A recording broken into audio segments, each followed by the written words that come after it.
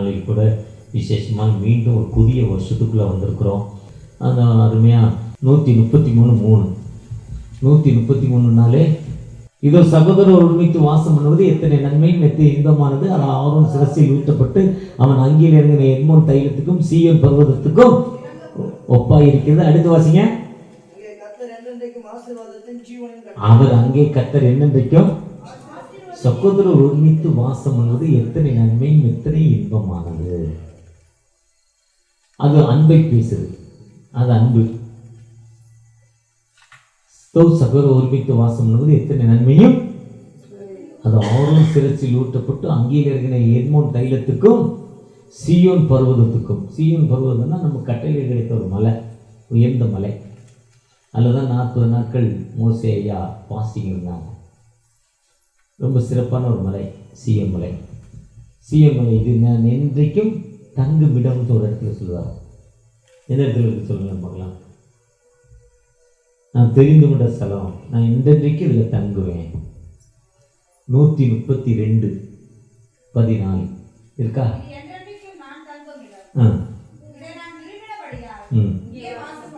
கீழே தொடர்ச்சியா வாசிங்க. இல்லை, முதல் வசனத்தை வாசிங்க. சீயோனை தெரிந்து கொண்டு, அதுதான் முக்கியம். அதுதான் சீயோன் மலை. அவர் விரும்புகிற இடம், ஆண்டவர் தங்குற இடம் மலை. நம்ம ஆண்டவருக்கு ஒரு பேர் மலைகளின் ஆண்டவர். யாரு? அவர் மலையில் தான், எர்மோன் மலையில் தான், அங்கே அரபாத் மலையில் தான் ஆபிரகாமுக்கு சொல்கிறார், பலி பையனை தொட்டுறாத. ஃபைனலில் சொல்லுவார், ஃபைனலாக கத்தி அருவாவை எடுத்து ஓங்கி போட போகணும்னு சொல்லுவார். நீ போட்டுறாத, இந்த இடத்துல அவன் பையனுக்கு இங்கே ஒரு விடுதலை இருக்குது, நான் ஜெகவாயிரேன்னு ஒரு மலை. அந்த நம்ம ஆண்டவருடைய மலைகளை பற்றி, மலைகளை விரும்பும் ஆண்டவர். அதுதான் எனக்கு ஒத்தாசை வரும் பர்வதங்களுக்கு நேராக என் கண்களை. பர்வதம்னா மலை. அது ஒரு பர்வதம் என்பது ஒரு சமஸ்கிருத வார்த்தை. மலை எனக்கு கடவுளே ஒரு மலை, நம்முடைய மலை. அவர் சொல்றாரு, நான் சீயோனை தெரிந்து கொண்டு இது என்னைக்கும். அதுதான் அந்த 133 சொல்றாரு. சொல்லிட்டு இப்போ இன்னைக்கு ஐயா போட்ட வசனம் வந்து சங்கீதம் 133 எல்லா பாஸ்டர்ஸ் ஃபெல்லோஷிப்பில் போடுற வசனம்.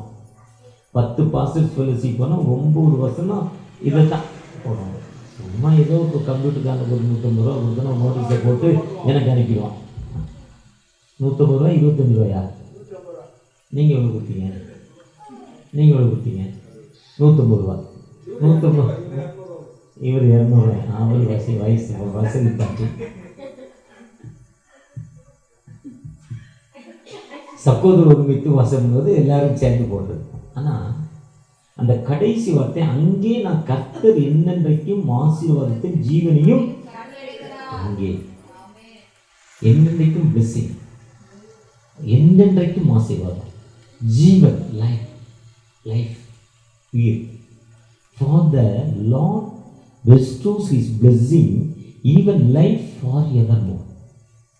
எப்பவுமே வாழ்க்கை கொடுக்க மாட்டார், வாழ்க்கை கொடுக்க மாட்டார்.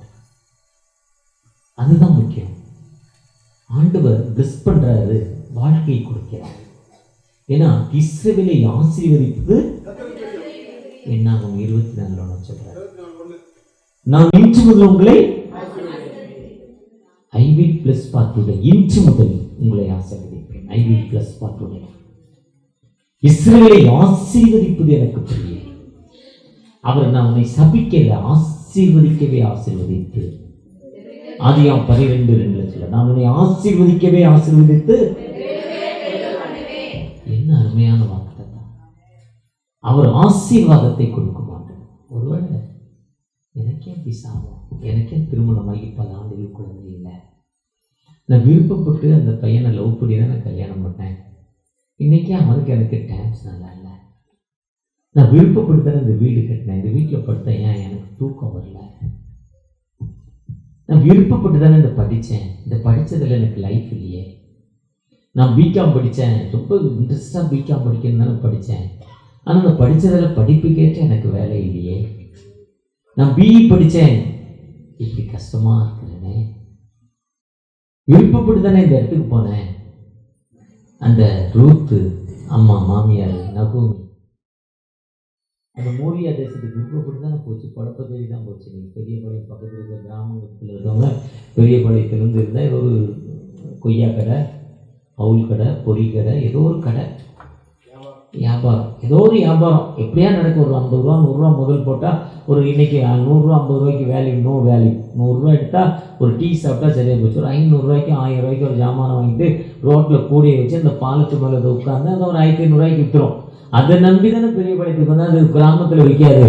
ஆனால் அந்த பெரியபாளையம் எனக்கு என்ன ஆச்சு, அந்த அம்மாவுக்கு அந்த நகமி போன ஊர் என்ன ஊர், அது மோவாப் தேசம். பிளெஸிங் இல்லை, நான் மாறா கசப்பான வாழ்வு. அப்பத்தின் வீடை விட்டுட்டு ஒரு கண்ணீரான ஊருக்கு போனேன். எனக்கு வாழ்வில் எனக்கு பிளெஸிங் இல்லை. ஒருவேளை அப்படிப்பட்ட பிளெஸிங் இல்லாமல் இருக்க நீங்கள், நான் ஒரு சின்ன கடை வச்சுருக்கிறேன். ஏன்னா இந்த சர்ச்சுக்கு வந்திருக்கவும் சரி, இந்த நியூ லைஃப் காட் சர்ச்சுக்கு வந்திருக்கவும் சரி, அந்த கிரவுண்டில் இருக்க அந்த சர்ச்சுக்கு போயிருக்கவும் சரி, நிறைய பேர் சின்ன சின்ன கடை வச்சுருக்காங்க. அங்கே சனிக்கிழமை சாயங்காலம் ஆரம்பிக்கிற வியாபாரம், ஞாயிற்றுக்கிழமை சாயங்காலத்துக்குள்ளே என்ன பண்ணணும், துட்டை பார்த்துடணும். இல்லைன்னா என்ன இல்லை, லைஃப் இல்லை. ஏன்னா வர்றோம் அப்படி தான் வர்றான், சனிக்கிழமை சாயங்காலம் வர்றான், ஜாலியாக இருக்கான், அனுபவிக்கிறான் வாழ்க்கையை. அப்புறம் போனோடனே பழைய கொடி கதை எல்லா கஷ்டமும் வந்தது. ஆனால் ஆண்டவர் எப்பயுமே பிளஸ் பண்ணுறாங்க. கர்த்தரை நம்புகிறவன் கர்த்தரை நம்புகிறவன் எந்த அடக்கத்தில் வைக்கப்படுவான். கர்த்தரை நம்புகிறவன் மரணத்தை காண்பதில்லை. கர்த்தரை நம்புகிறவன் ஜீவனுள்ள தேசத்தில் நடப்பான். அது ஞாயிற்றுக்கிழமை இல்லை, சனிக்கிழமை இல்லை. ஆண்டவர் என்னைக்கு நினைக்கிறாரோ அன்னைக்கு வானத்தின் பலகணிகளை திறந்து இடம் கொள்ளா போக மட்டும் ஆசீர்வதிக்கும் ஆண்டவர். பலகணிகளை திறந்து ஏதாவது ஒரு வகையில அவர் நமக்கு கொடுக்கணும்னு நினைச்சிட்டாருன்னா யாருமே பண்ண முடியாது. அதுதான் சங்கீதம் 24 சொல்றாரு, பூமியும் நிறைவும். சங்கீதம் 50:12 சொல்றார், வானம் பூமியும் என்னுடையது, என் கரத்தினால் உண்டான கிரியைகள் இவை. நான் என் கரத்திலிருந்து உண்டாக்குனேன். இது மனிதனுடைய தன்மையில என்னுடைய கரத்தினால் என்னால முடியாத காரியம் ஒண்ணுமே இல்லை. அவர் அதிசயமான டெஸ்ட். எல்லா டெஸ்ட்லையும் ஜெயிச்சு 10 50 100 பேர் வர்றாங்க, 2 பேர் ஃபெயில் ஆகிடுறாங்க. எப்படின்னா கடந்த நாளில் கேட்டேன், ஒரு திறமையான பையன் பொண்ணுக்கு ஒன்று ஒருத்தர் தேர்னாராம்.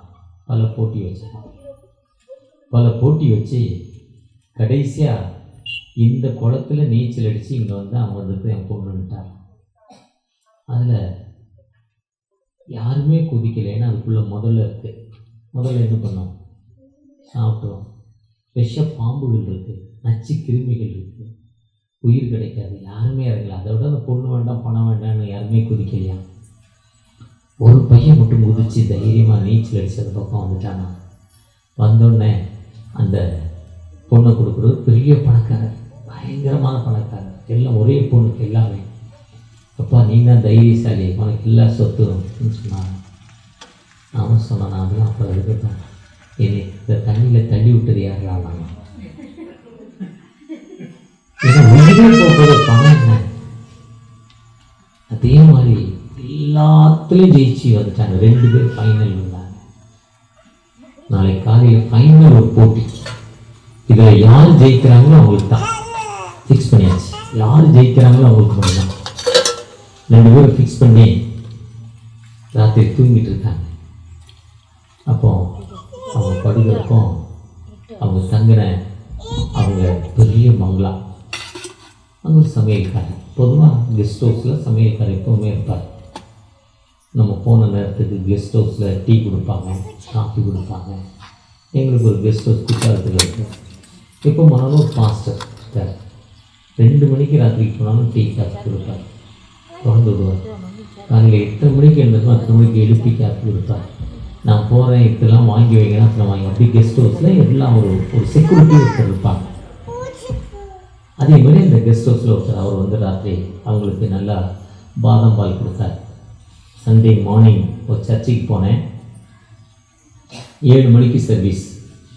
மீஞ்சூரில் ஞானமணி அம்மான்னு பெரிய பாஸ்டர், மீஞ்சூரில் பெரிய ஃபெசிலிட்டி 10 சர்ச் வச்சுருக்காங்க.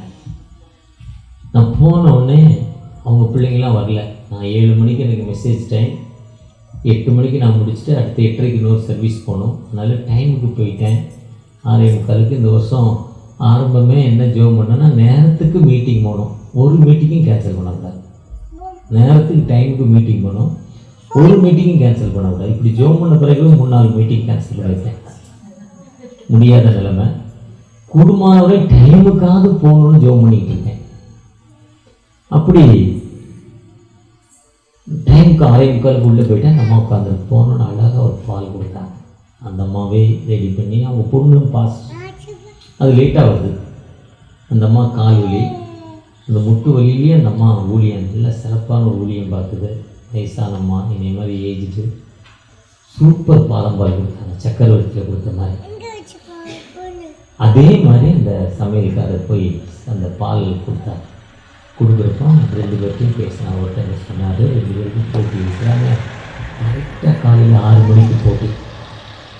6:01 போனால் டிஸ்குவாலிஃபைடு. நீ ஜெயிச்சா என்னை கவனிச்சுக்கோ, எனக்கு பதவி உயர்வு கொடுத்துரு, நான் அவனுக்கு தூக்க மாற்ற போட்டு கொடுத்துட்றேன். அவன் தூங்கிடுவான், அவன் வரமாட்டான், நீ ஜெயிச்சிரு. என்ன ஒப்பந்தம், என்ன அக்ரிமெண்ட் என்ன? சரி. அவன் சொன்னான், இல்லை அதெல்லாம் வேண்டாங்க, உண்மையான போட்டி அதெல்லாம் வேண்டாம்னு சொல்லிட்டார் ஒருத்தர். அப்புறம் அடுத்து விட்டு போனார். அப்போ இவன்கிட்ட தான் வேலை நடக்கலை, அவன்கிட்டயாவது ஒரு வேலை நடக்கட்டுமே, அவன்கிட்ட பேசுகிறேன். ரொம்ப நாளாக சமையல்காரனாவாக இருக்கிறேன். சமையல்காரன் யார்? பானபாத்திரக்காரன் நெகேமியா. யோசேப்புக்கு உதவி செஞ்சவன் யார்? பானபாத்திரக்காரன். பானபாத்திரக்காரங்க வீட்டு ஹவுஸ் கீப்பிங். ஹவுஸ் கீப்பிங் ரொம்ப முக்கியம். எப்படி டிரைவர் முக்கியமோ ஹவுஸ் கீப்பிங் ரொம்ப முக்கியம். ஏன்னா நம்ம போனோம்னா நமக்கு சுவைக்கு, என்னை சுவைக்கு தகுந்த மாதிரி என்னை கவனிக்கிறோம். நான் தான் சொன்னேன், எங்கள் கெஸ்ட் ஹவுஸில் ஒரு பாஸ்டர் இருக்காங்க. எத்தனை மணிக்கு போனாலும் சரி, அத்தனை மணிக்கு டீ காஃபி என்ன வேணுமோ கரெக்டாக செய்யணும். அதே மாதிரி அந்த இன்னொருத்தர் முடியாதுன்றார். இன்னொருத்தர் போய் பேசினார். அவருக்கு வந்து திங்கிட்டு சரி, அப்போ அவருக்கு தூக்க மாத்திரை கொடுத்துருங்க, நான் ஜெயிச்சிட்றேன்ட்டேன். வந்தோடனே உங்களுக்கு என்ன பதவி? சீஃப் போஸ்டிங், நல்ல போஸ்டிங் உங்களுக்கு தரேன், நல்ல சேலரி தரேன்ட்டேன். உடனே அந்த மனிதர், அந்த முதல் மனிதருக்கு என்ன பண்ணிட்டாரு? தூக்க மாத்திரை போட்டு கொடுத்துட்டார். ராத்திரிக்கு நல்லா தூங்கிட்டார். காலையில் எழுந்து லேட் ஆகிட்டு 6 மணிக்கு போட்டி ஆரம்பிச்சது. ஆப்போசிட் பார்ட்டி வரல. அதனால இவர் ஜெயிச்சிட்டாருன்னு இவருக்கு அறிவிக்கப்படுற நேரத்தில் ராஜா சொன்னார், அந்த பானப்பட்ட கண்ணை நான் தான் ஏற்பாடு பண்ணேன். 2 பேர்த்தையும் பேசுகிறாங்க, யார் தப்பு பண்ணுறா பார்க்கலாம்.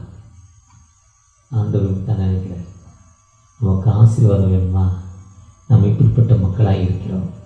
அதுதான் எசேக்கியேல் 18ஆம் அதிகாரம் 7ஆம் வசனத்தில் சொல்கிறாரு, பரிதானம் வாங்காமலும். எடுத்தவங்க வாசிங்க, எசேக்கியேல் 18:5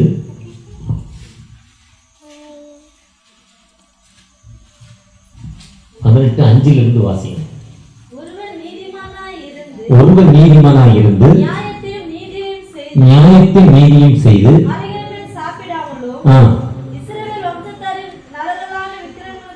மலைகள் மேல் சாப்பிடாமலும். அங்க ஒரு கடவுள் இருக்காரு, அந்த கடவுள்கிட்ட போய் என்ன பண்ணக்கூடாது? சாப்பிடக்கூடாது. வாசிங்க.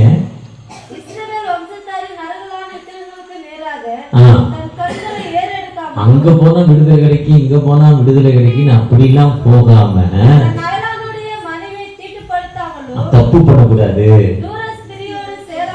தப்பு பண்ணக்கூடாது.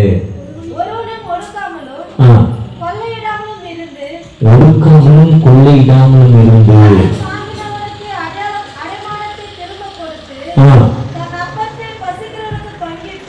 கடன் வாங்க கூட ஃபைனான்ஸ் வாங்கிட்டு இல்லைன்னு சொல்லக்கூடாது. 1000 ரூபா அவசரத்துக்கு வாங்கிட்டோம், 1000 ரூபா வாங்கினோம், அந்த அம்மா 900 கொடுத்துச்சு, தினம் 10 ரூபா, இன்னும் 50% வட்டி கணக்கு. ஒரு 10 மாதம் வாங்கிட்டோம், தொடர்ச்சியாக வாங்கிக்கிட்டே இருக்கோம். ரொம்ப நாள் வாங்கியாச்சு, கடைசியாக ஒரு தடவை வாங்கிட்டு இவ்வளோ நாள் வட்டி கொடுத்தா உனக்கு சரியாக போச்சுன்னு என்ன பண்ணக்கூடாது? சொல்லவே. அடமானம் வாங்கிட்டு இதெல்லாம் இவ்வளோதான்டா வட்டி, இதுக்கு மேலே தரமாட்டாண்டா, இவ்வளோதான் தருவேன்னு அவன்கிட்ட போய் என்ன பண்ணக்கூடாது? வாக்குவாதம் பண்ணக்கூடாது. தெளிவாக சொல்கிறார், ஒருவனை ஒடுக்காமலும் கொள்ளையிடாமல் வந்து கடன் வாங்கின கடமானத்தை திரும்ப கொடுத்து தன் அப்பத்தை பசித்தவனுக்கு பங்கிட்டு வஸ்திரங்களுக்கு வஸ்திரம் தெரிவித்து. நீங்க சின்ன கடை வச்சிருக்கீங்க, ஏன்னா ஐயா சொன்னா நிறைய பேர் கூடையில தான் வச்சு வியாபாரம் பண்றீங்க ஒரு சிலர்னு சொன்னாங்க.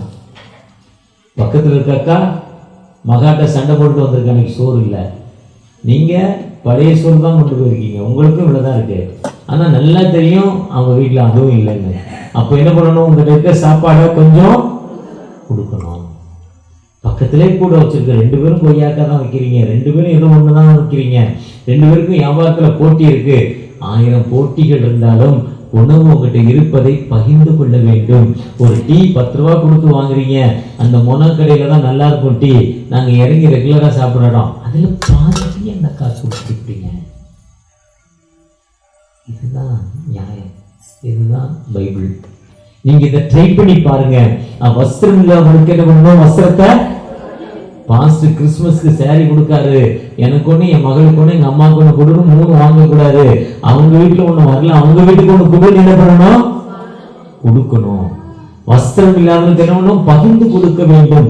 அதுதான் சொல்ற, வட்டிக்கு கொடக்கூடாது, மனிதருக்குள் வட்டிக்கு கொடாமலும் பொலிசை வாங்காமலும் அநியாயத்துக்கு தன் கையை விலக்கி மனிதருக்குள் வழக்கை நியாயமாய் திருத்து. வட்டிக்கு என்ன பண்ணக்கூடாது, பலிசைனா லஞ்சம் வாங்கக்கூடாது, போட்டு கொடுக்க கூடாது. இதெல்லாம் வேதம் எனக்கு சொல்லுது. நிறைய கிறிஸ்டியன்ஸ் பக்கத்து, எங்கள் வீட்டு பக்கத்தில் ஒரு அக்கா இருக்காங்க, கரெக்டாக வெள்ளிக்கிழமை சர்வீஸுக்கு போயிட்டோம், எல்லா கோயிலுக்கும் போயிட்டோம். ஆனால் குடும்பத்தில் அமைதியில், கணவர் குடியினால் செத்து போனார், மகன் குடியினால் செத்து போனான், இருக்கிற மகன் அமைதியாக இல்லை, வாழ்க்கை நல்லா இல்லை. காரணம் ஃபைனான்ஸ் பண்ணு, பெரிய செயினாக போடுறோம், 10 சவரன் செயின் போடுறோம், 50 ரூபா கூட விட மாட்டான், சண்டை போட்டு சட்டையை பிடிச்சி கட்டேன், குடுனான் நான் வட்டிக்கு கொடுத்தேன். வட்டிக்கு கொடுக்க முடியாது, வட்டிக்கு இன்னைக்கு 1000 ரூபா வந்தால் உதவியாக இருக்குமே நீங்கள் நினைக்கலாம். ஆனால் உண்மையாக நீங்கள் முழங்காலேருந்து ஜெபிச்சு பாருங்கள், ஒரு டெஸ்ட் பண்ணி பாருங்கள். தகப்பனே, இந்த பாஸ்ட் வந்தார் சொன்னார், எசேக்கியேல் 18:5 வாஸ்து வட்டி வாங்கக்கூடாது கொடுக்கக்கூடாதுன்னு சொல்லியிருக்காரு. இப்போ என் நிலைமை ரொம்ப மோசமாக இருக்குது, எனக்கு ஏதாவது ஒரு ஹெல்ப் பண்ணுங்கப்பான்னு ஒரே ஒரு ட்ரை பண்ணி பாருங்களேன். ஆண்டவர்களை தேடி வந்து உங்களுக்கு உதவி செய்ய மாட்டேன். தேடி வந்து ஏதோ ஒரு கடைக்காரர் வந்து இதை விற்றுட்டு எனக்கு கொண்டாந்து கொடுமான்னா, அதை விற்று முதல்ல என்ன பண்ணணும், ஃபஸ்ட்டு அவங்க கடனை படி கொடுத்துட்டு லாபத்தில் 10ல் 1 எங்கே கொடுத்துடணும், கடவுளுக்கு கொடுத்துடணும், ஏழைக்கு ஒரு உணவு வாங்கி கொடுத்துடணும். அப்படி செஞ்சு பாருங்களேன், அடுத்த வருஷம் அந்த பெரிய பாளையத்தில் ஆண்டவர்களை உயர்த்த மாட்டேன். அதுதான் சொல்றார் அவர், எங்கே கர்த்தர் என்றைக்கும் ஆசீர்வாதத்தையும். இந்த வருஷத்துடைய வாக்கு தத்தம் உங்களுக்கு உயிரோடு இருக்கும் நாளெல்லாம்,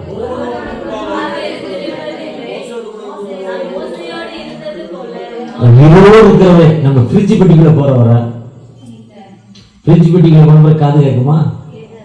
நீங்க ராத்திரிலாம் உட்காந்து அழுதாலும், அம்மா டீ வாங்கி கொடுப்பியம்மா, புறம் வாங்கி கொடுப்பிய, பிஸ்கட் வாங்கி கொடுப்பிய, துட்டு குடிப்பிய, கொஞ்சம் பாருமா, கொஞ்சம் கேளுமா, ஒரே தடவை பாருமா.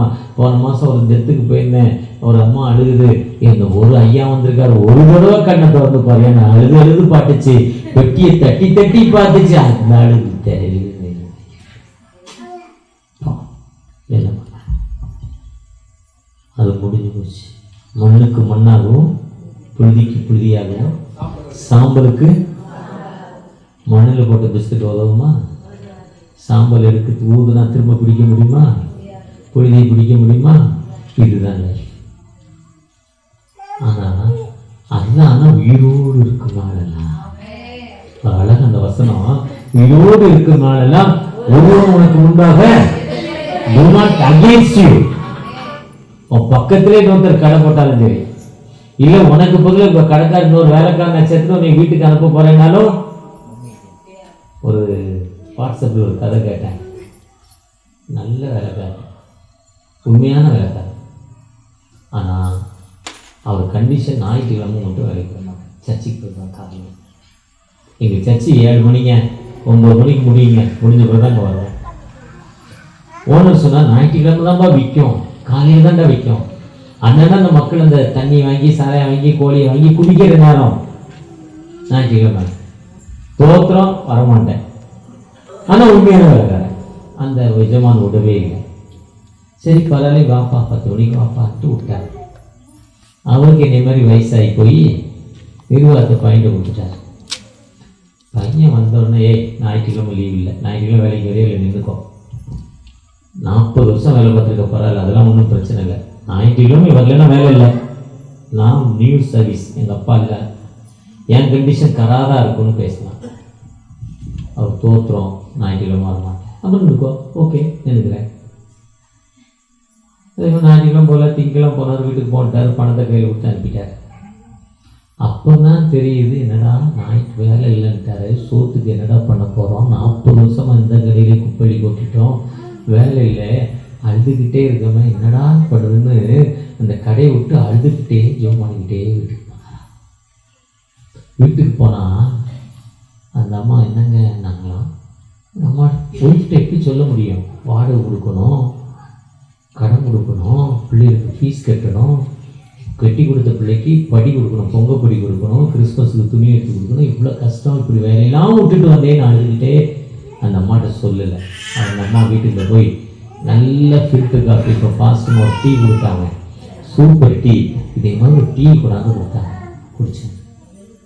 குடிச்சிட்டே இருக்கப்போ அந்த அம்மா சொல்லிச்சு, நான் உங்கள்கிட்ட ஒரு விஷயம் பேசணுங்க, ஒரு வாரமாக பேசணும், ஆனால் நீங்கள் கடைக்கு போயிட்டு ராத்திரி 12 மணிக்கு வரீங்க, காலையிலே போயிடுறீங்க, ஞாயிற்றுக்கிழமையும் பேச முடியல, ஞாயிற்றுக்கிழமை உங்களுக்கு வேலை என்ன சொல்ல முடியல, இப்போ திடீர்னு நீங்கள் வீட்டுக்கு வந்துட்டீங்க, உங்களோட ஒரு விஷயம் சொல்லட்டுமா.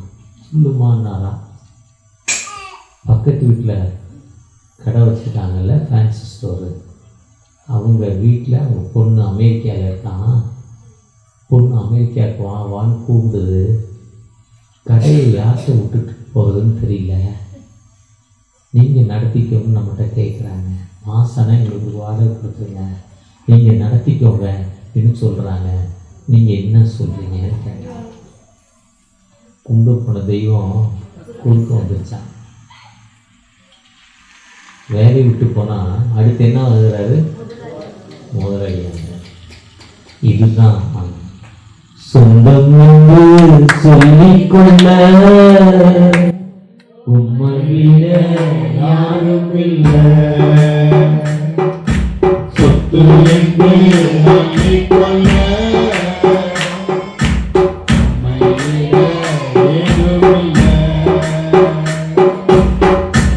ஆண்டவர். இது பிராக்டிக்கலாக நம்ம ஆண்டவர்கிட்ட டெஸ்ட் பண்ணி பார்க்கலாம். அதுதான் சொல்ல, கட்டளைப்படி நடந்து நியமங்களை கை கொண்டு இந்த 18:9 சூப்பர் வசனம், 2:9 18 எப்போவுமே நியூட்ரல். 9 கூட எது போய் சேர்ந்தாலும் ஒன்றாயிரும். 9 1 10 அது ஒன்றாயிரும். 9 9 18 9ஆயிரும். 8 1 9 9ஆயிரும். அப்படி 7 9 16 அப்படி 2 சேர்த்திங்கன்னா 7ஆயிரும். இந்த 9 அது ஒரு நியூட்ரல் நம்பர், எல்லாத்துக்கும் அது ஒத்து வர நம்பர். 8 எங்கே போனாலும் 8 தான், அதுக்கு தனித்து திறமை. 8ஆம் நம்பர் வேண்டான்னு வாங்க, 8ஆம் நம்பர் எதை போட்டாலும் பின்னால் தள்ளி விட்டுரும். 8 தான் டவுன், அது குறைஞ்சிருங்கிற 8ஓட சேர்ந்தா அது குறைஞ்சிரும். அதே மாதிரி இந்த 9 என்பது மறக்கக்கூடாது. அதுதான் நீதிமொழிகள் 18:9 எனக்கு என்ன பண்ணாது, எப்போவுமே மறக்க. என் கட்டளைப்படி நடந்து என் நியமங்களை கை கொண்டு ஒருவன் எனக்கு உண்மையாய் இருப்பானால் அவன் நீதிமான், அவன் பிழைக்கவே பிழைப்பான். அவனுடைய கட்டளை 128:1 கர்த்தருக்கு பயந்து. யாருக்கு பயப்படணும்? அதுதான் உபாகம் 28:1 நான் உனக்கு இன்று விதிக்கிற கட்டளை கருத்தாய் கை கொள்ளுவாய். என்னால் இந்த கட்டளையில கடைப்பிடிச்சிட்டு ஏதோ ஒரு ஆளுக்கு சொந்த கடை கிடைச்சது, எனக்கு கிடைக்குமா, நீங்க கேட்டு டெஸ்ட் பண்ணி பாருங்களேன். நிச்சயமா ஆண்டவர் ஆசீர்வதிக்கிற ஆண்டவருங்க. அந்த ஆண்டவர் ஜோசுவா சொல்றாருன்னா, நீ ஆண்டவர் சொல்றாரு உயிரோடு இருக்கும் நாளெல்லாம் ஆண்டவர் டைரக்டா பேசுறாரு. அவர்கிட்ட யான் டைரக்டா வானத்தை பூமி படைத்த ஆண்டவர் அவரோடு பேசும் வார்த்தை இது. அதுதான் யோசுவா 24 சொல்றாரு. அது ஃபுல் பைபிளே சொல்வார். யோசுவா 24 அந்த ஆதியாகமும் யாத்திராவும் லேவியராகவும் என்ன 5 ஆகமங்கள். தோரா நூல் என்று அதற்கு பெயர்.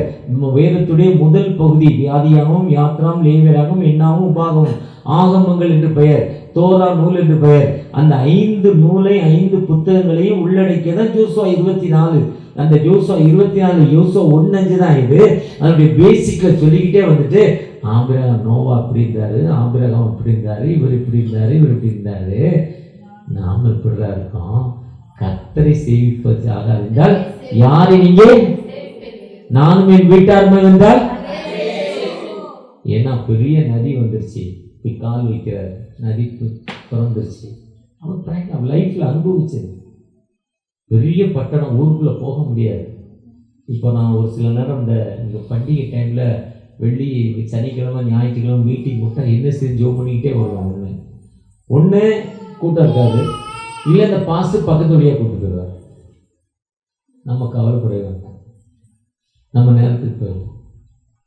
இது பிராக்டிக்கலாக ஆண்டவர் வழி நடத்துமாங்க. அதுதான் ஆண்டவர் இந்த வார்த்தை சொன்னாதான் அவர் சொல்றார், நானும் என் வீட்டாரும் என்றால் கர்த்தரை சேவிப்போம். ஏன்னா அந்த ஆசீர்வாதத்தை அவர் பெற்றுக்கொண்டார். அந்த ஆசீர்வாதத்தை அவர் பெற்றுக்கொண்டார். அந்த பெற்றுக்கொண்ட ஆசீர்வாதத்தின்படி அங்க அவர் ஜீவனை கொடுக்கும் ஆண்டவர். பயப்படுறார், எதிரிலாம் வந்துட்டாம்பா, அந்த பட்டணம் அழிக்க முடியாது, உள்ள போக முடியாது, பயப்படுறார். பயப்படுறதால தான் அவருக்கு அவ்வளோ பெரிய வாஞ்சை. அதுதான் சொல்றாரு சங்கீதம் 21:4 படித்தீங்கன்னா, அங்கேயும் இடத்தில் ஆயுசை கேட்டார், நீர் அவருக்கு என்றைக்கும் உள்ள தீர்க்காயுசை அவருக்கு கொடுப்பார். ஆண்டவற்ற ஆயுசை கேட்கிறாங்க, தீர்க்காயுசை கொடுப்பார். அதுதான் லேவியராகமம் 25ஆம் அதிகாரம் 18 21 வசனம் சொல்றார், என் கட்டளையின்படி செய்து. 18ஆம் வசனத்தில் என் கட்டளையின்படி செய், பூமி தன் பலனை தரும். 7 வருஷம் 7வது வருஷம் பாருங்க, உனக்கு ரெட்டத்தனையான ஆசீர்வாதம். 6வது வருஷத்திலே 7வது வருஷம் விவசாயம் பண்ணக்கூடாது, யூத சட்டம். ஆண்டு கொடுத்து 6 வருஷம் வேலை செய்யலாம், 7ஆம் நாளோ ஓய்ந்திருக்கணும். 6 வருஷம் தோட்டத்தில் வேலை செய்யணும், 7வது வருஷம் வேலை செய்யக்கூடாது, சும்மா போட்டுடணும். அப்போ இந்த 6 வருஷத்துக்கு 7வது வருஷம் வருமானம் இல்லை, அது 6வது வருஷத்துல சேர்த்து கொடுத்துருவாங்க. அதுதான் 25 18 21 18 25ஆவது அதிகாரம் 18 21 வசனம் சொல்றாரு. அப்ப நம்ம ஆண்டவற்ற எதுக்குமே என்ன பண்ண வேண்டாம், இது ஏதோ பட்டிமன்றம் அல்லது நேர போக்காக கொடுக்குற ஸ்பீக் இல்லை. ப்ராக்டிக்கலாக ஆண்டவர் ஒவ்வொருத்தரையும் ஆசிரியர். அவர் சொல்கிறாரு, ஒவ்வொருத்தருடைய லைஃப் ஹிஸ்டரி அவர்கிட்ட பயோகிராஃபி எல்லாமே அவர்கிட்ட இருக்கு. அதை தட்டினோட என்னுடைய லைஃப் எல்லாமே அவருக்கு தெரியும். நான் பண்ண தவறு, செய்த நன்மை, தீமை எல்லாம் தெரியும். இருந்தாலும் ஆண்டவர்கிட்ட போய் தகப்பனே எனக்கு வாழ்வு கொடுங்க, எனக்கு பிளஸ் பண்ணுங்க, நீங்கள் கேட்டு பாருங்க. கேட்டு பார்க்குறப்போ வானத்தை பூமி படைத்த ஆண்டவர் நம்மோடு இருக்கிறார். அப்படி நோக்கி பார்த்த முகங்கள் ஒரு காலம் வெட்கப்பட்டு போனதில் வெட்கப்பட்டு போக விட மாட்டார். அன்புக்குரிய பிள்ளைகளே, ஆனால் அந்த கட்டளைகள் நாம் கடைபிடிக்கிறோமா? Keep the commandments. ஆண்டுடைய கட்டளைகளை கடைபிடிக்கிறோமா? கட்டளைகளை கடைபிடிச்சா மட்டும்தான் ஆண்டவர் வாழ்வு கொடுக்க மாட்டார். கட்டளைகள் என்ன? இஸ்ரவேலே கேள், உன் தேவனாகிய கர்த்தர் ஒருவரே. அதுதான் சொல்றார், மலைகள் மேல் சாப்பிடாமலும். வழியில் இருக்கிறோம், ஆனால் அன்பு பார்க்குறாங்க, ஆண்டவரை மட்டும் பார்ப்போம். நீங்கள் உங்கள் என்ன வேலை செஞ்சாலும் ஒரு ஜெபம் பண்ணி அதுக்கு மேலே ஒரு சிலுவையை போட்டு நீங்கள் ப்ளஸ் பண்ணுங்கப்பா. நீங்கள் பெருங்கையாக போவாங்க, அந்த மடி நிரம்பி வீட்டுக்கு போவாங்க, உன் மாபிசிக்கு தொட்டி ஆசீர்வதிக்கப்படும். அதே மாதிரி முடிச்சு போகிறப்போ தகப்பனே காலையிலேருந்து உட்கார்ந்தேன் பார்த்து, வெயிலில் உட்கார்ந்தேன், இந்த வெயில் என்னை தாக்கலப்பா, நான் நினச்ச மாதிரி எனக்கு இன்னைக்கு தேவையில் சந்திக்கப்பட்டுச்சுப்பா, எனக்கு இந்த ஆண்டவரை வல்லமை தந்தீங்க, உமக்கு நன்றி நன்றி நன்றி நன்றி என்று சொல்லி உங்களை விட பின்னால் இருக்க ஒரு ஆசீர்வாதத்துக்காக கொடுத்துட்டு போங்க. அப்படிப்பட்ட கொடுக்கும் ஆண்டவர். எப்படின்னா, கடந்த நாட்களில் தஞ்சாவூரில் சந்திரக்கல்லான்னு ஒரு ஸ்வீட் இருக்குது, 450 ரூபா கிலோ. நெய் ஸ்வீட்டு 650 ரூபா. நம்ம இதே மாதிரி இருக்கும், உருண்டையா மஞ்சள் கலரில் இருக்கும். இல்லை இல்லை இல்லை, நம்ம தமிழ்நாட்டு ஸ்வீட் லட்டு மாதிரி, ஜாங்கிரி மாதிரி பவுல் ஸ்டார் டைப்பில் குமிழி டைப்பில் இருக்கும். பவுல் ஸ்டார் தான் குமிழி டைப். அப்படி எடுத்து வாயில் வச்சிங்கன்னா 2 உதடும் ஒட்டும். 3 மணி நேரம் டேஸ்ட் இருக்கும்.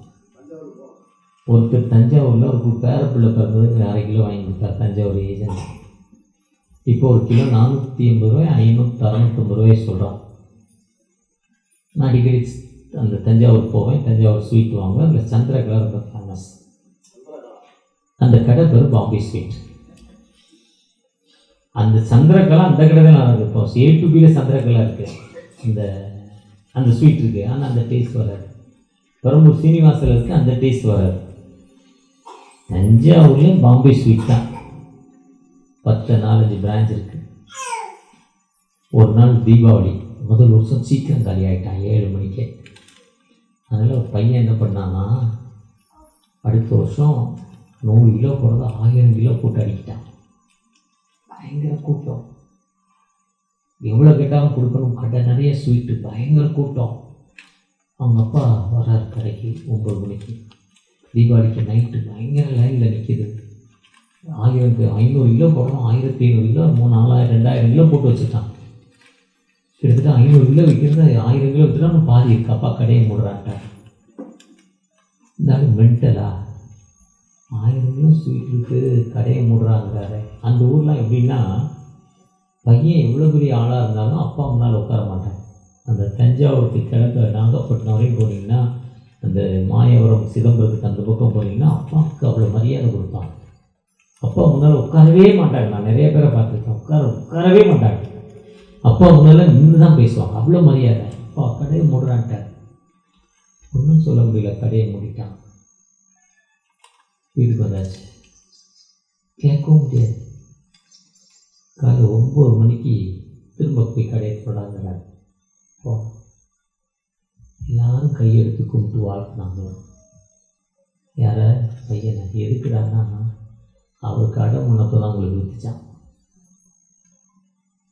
அப்பா 10 மணிக்கு போய் எதுக்கு கடையை முன்ன தெரிஞ்சுக்கிட்டு சொன்னான், அவனுக்கு தெரிஞ்சுக்கிட்டியான்னு கேட்டாரா. நீ கடையை முன்னதில் அவங்களுக்கு வியாபாரம் இல்லை, அவன் வாழ்த்துனால அவனைய. இதுதான் ஆயுஸ், இதுதான் ஆசீர்வாதம், இதுதான் பிளெஸ்ஸிங்.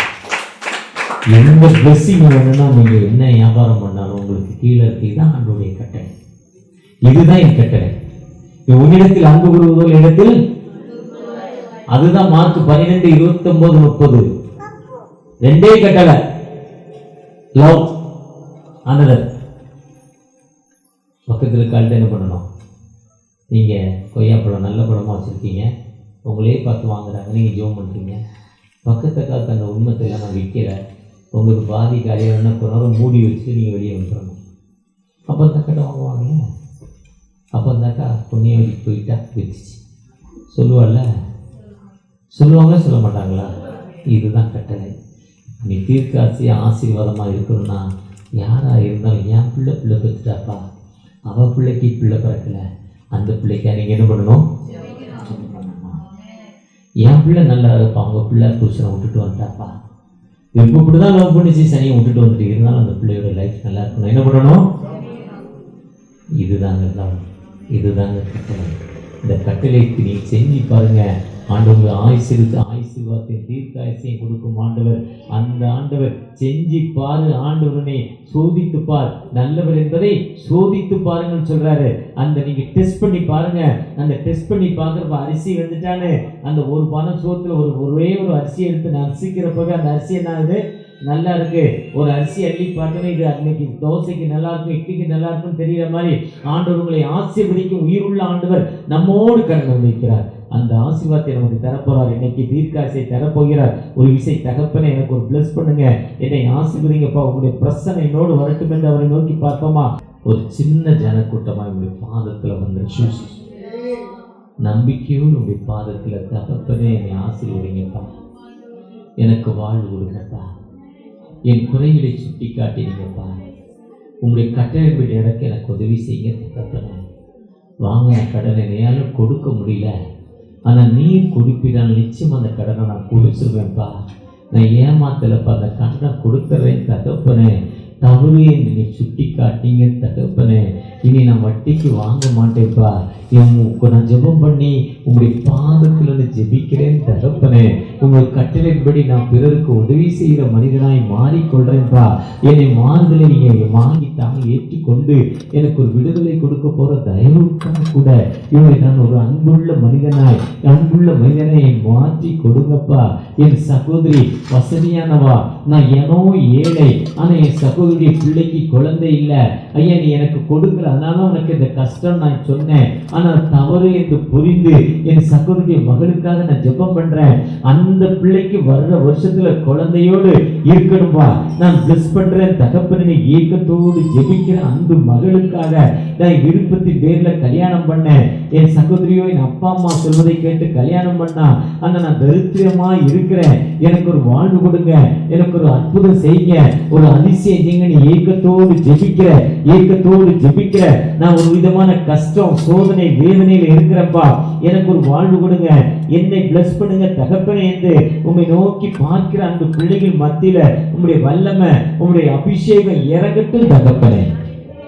என்ன வேதனை என்ன துன்பத்தோடு இருந்தாலும் ஒரு விதமான ஸ்டமக் பெயின் தகப்பனே, ரத்தப்போக்கு, எனக்கு விடுதலை என் பலவீனம் ஒரு விசை அந்த ரத்தப்போக்கிலிருந்து எனக்கு விடுதலை தங்களை ஏக்கத்தோடு ஜெபிக்கிற அந்த மகளுக்காக ஒரு வல்லமை அந்த மகள் மேலே இறங்கி கொண்டிருக்குப்பா.